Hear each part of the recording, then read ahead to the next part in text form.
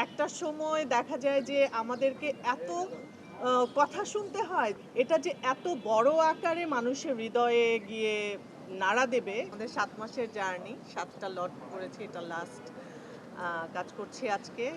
৭ মাস আগে আপনারা এসেছিলেন যখন, তখন আমি বলেছিলাম যে মানুষ ফ্যামিলি গল্প দেখতে চায় বা ওয়েট করে ফ্যামিলি গল্পর জন্য। কতটুকু ওয়েট করে এখন আমার চেয়ে অনেক ভালো আপনারা বলতে পারবেন।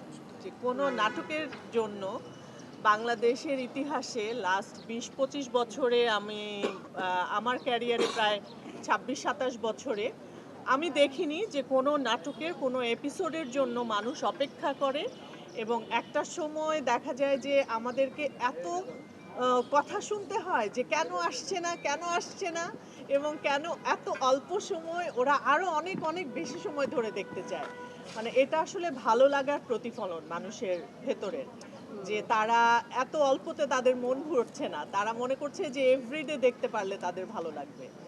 এটা যে এত বড় আকারে মানুষের হৃদয়ে গিয়ে নাড়া দেবে সেটা আমরা আসলে বুঝতে পারিনি। আমরা শুরু করেছিলাম মনে করে, আমাদের চেষ্টা ছিল যে আমরা মানুষের ভালো লাগার জন্য কিছু করব।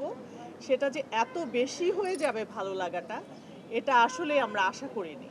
এটার জন্য আমি বলবো যে সবার আগে তো রাজের সবচেয়ে বড় কৃতিত্ব, রাজের কৃতিত্ব। রাজ এভাবে চিন্তা করেছে এবং আমাদের দর্শকদের কাছে আমি অনেক অনেক কৃতজ্ঞ যে আপনারা আমাদেরকে এই জায়গায় আপনারা স্থান দিয়েছেন। আহ, অনেক ভালো লাগাটা আসলে, মানে আমি জানি না আর কখনো এই জায়গায় পৌঁছাতে পারবো কিনা বা এই রকম ভাবে আপনাদেরকে নাড়া দিতে পারবো কিনা। দোয়া করবেন সবাই।